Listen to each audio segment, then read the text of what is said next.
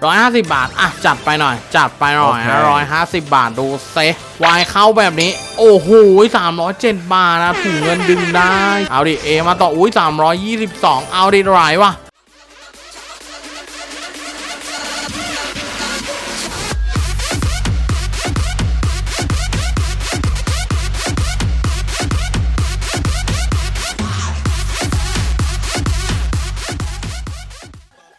คำเตือนรายการนี้เหมาะสำหรับผู้ชมที่มีอายุ 18 ปีขึ้นไปไม่แนะนำให้ทำตามทำเพื่อความบันเทิงเท่านั้นวิดีโอนี้มีเนื้อหาที่ไม่เหมาะสมโปรดใช้วิจารณญาณในการรับชมด้วยนะจ๊ะ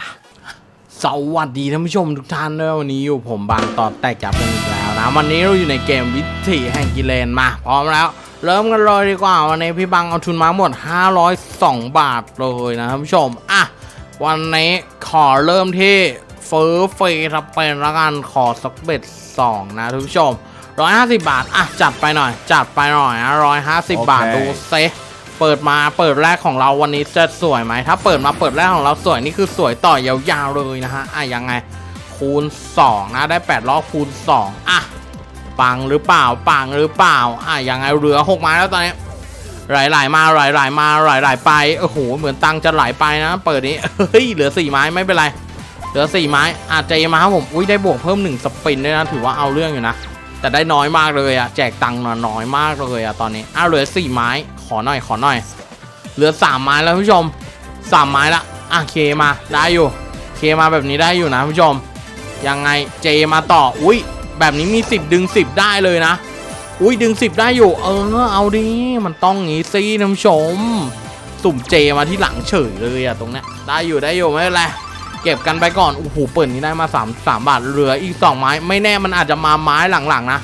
ช่วงนี้มันเป็นงี้แหละเฮ้ยยังไง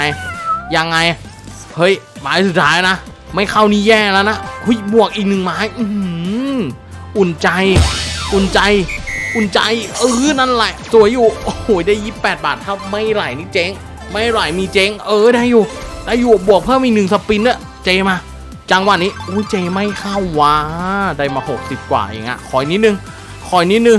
ยังไม่คุ้มเลยลุ้นเหนื่อยด้วยไม่คุ้มแต่ลุ้นเหนื่อยโอ้โหเปิดนี้เจ๊งว่ะเฮ้ยเปิดนี้เหมือนจะเจ๊งว่าหมุนไป11รอบได้มา67 บาทซื้อไป150 บาทนะผู้ชมขออนุญาตหนีเล่นนอกแล้วกันวันนี้รู้สึกว่าซื้อไม่เข้าหนีเล่นนอกเลยขอเปิดเบ็ด2นะฮะยังไงเล่นนอกก็ไม่มาอีกนี่แย่เลยนะไม่มีที่ยืนเลยนะโอ้โหเหมือนจะมาดีว่ะวายเข้าแบบนี้โอ้โห307 บาทนะถุงเงินดึงได้สวยโยสวยกันไปเล่นนอกมาดีกว่านะซุปเปอร์เมกามา323 บาทเปิดแรกของเรานะผมเปิดแรกของเรามาดีแบบนี้ไหลต่อได้เลยนั่นไงมาอีก2สวยเลยฮะสวยเลยวายดึงไหมวายดึงไม่ถึงนะอยู่ช่องไกลเกินไปเหลือ19มาแล้วตอนนี้ไหลไปก่อนเจมาฮะยังไงฮะยังเงียบนะไหลปุยลุยไปเหลือ15ไม้จ้าตอนนี้เหลือ15ไม้ไหลไปฮะเอาเจมาผมเจมายังไงท่านผู้ชมยังไงต้องเข้าหน่อยขออีกเหลือ5เหลือ4เหลือ3เหลือ2โอ้โหชิบหายแล้วกูพี่บางบอกได้คำเดียวว่าชิบหายอะไรขยับเบ็ดอีกรออะไรเบ็ด2น่าจะไม่แจกแล้วขอไปที่เบ็ด4วันนี้ขอเล่นเบ็ดคู่นะท่านผู้ชมเล่นเบ็ดคู่กันไปเคมาต่อฮะยังไงฮะยังได้อีกไหมยังได้อีกหรือเปล่าท่านผู้ชมยังได้อีกหรือเปล่าเงียบจัดเลยเหลืออีก20 ไม้เดินไหลไปก่อนเงียบกรีบมาเจมาสวยเจมาสวยวายดึงฮะเอ้าเกมบั๊กโอ้โหเกมบั๊กเฉยไม่เป็นไรได้อยู่ถ้าเกมบั๊กแล้วได้ตังค์ได้อยู่โอ้โหเล่นจนเกมบั๊กเลยเนี่ยท่านผู้ชมหลังนี้เกมบั๊กแบบนี้เขาบอกจะมีดอกใหญ่แจกนะฮะไม่รู้จริงหรือเปล่าเล่นจนเกมบั๊กแบบนี้ต้องมีดอกใหญ่แจกมาแล้วเฮ้ยเอาหน่อย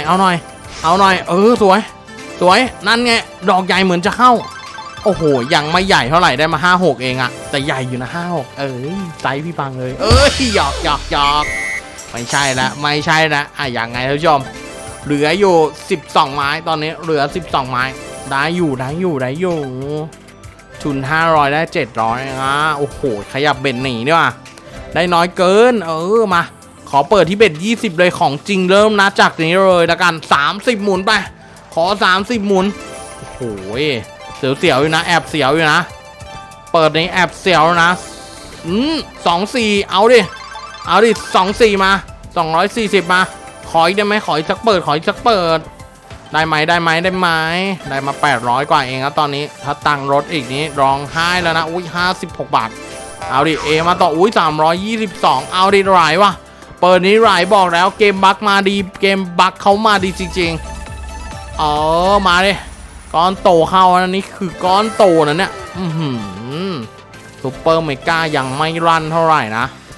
มีแต่ก้อนโตมีแต่อะไรนะปรับเบ็ดสูงเล่นยากกันนิดนึงท่านผู้ชมปรับเบ็ดสูงรางวัลใหญ่แจกยากนิดนึงเนาะเหลือ10ไม้แล้วตอนนี้เหลือ10ไม้เหลือ18เหลือ8ไม้แล้ว18เฉยยังไงท่านผู้ชมมาหน่อยดีผู้ชมเขารอดูดอกใหญ่อยู่นี่มาหน่อยกิเลนมาหน่อยสิโอ้ยพี่บังหัวจะปวดเลยกิเลนไม่เข้ายังไงคิวกับ A มาผมบอกเมื่อกี้ขอเอก10มาฮะไหลไหมไหลไม่ยาวแต่ได้อยู่ไม่ปะไม่มาแล้ววะขยับเบ็ด30ไม่ไหววะขอเล่นเบ็ดยี่นี่แหละวันนี้ได้กำไรอยู่นะแต่ได้กำไรไม่เยอะเท่าไหร่ท่านผู้ชมถือว่าโอเคเลยในระดับหนึ่งนะฮะกำไรไม่เยอะแต่ว่าได้อยู่นะยังไงตอนนี้เหลือ7ไม้เหลือ6ไม้แล้วฮะเหลือ6เหลือ7ไม้แล้วเหลือ5ไม้เหลือ4เหลือ3เหลือ2โอ้โหลดรัวลดกระจุยกระจายลดกระจุยกระจายเลยทีเดียวเชียวมาต่อไม่มาแล้วว่ะโอ้โหวันนี้น่าจะกำไรแค่นี้นะโอเคถ้าใครชอบนะฝากกดไลค์กดซับเป็นกำลังใจพี่บังแล้ววันนี้พี่บังขอไปก่อนแล้วกันสวัสดีทุกคนด้วยนะจ๊ะ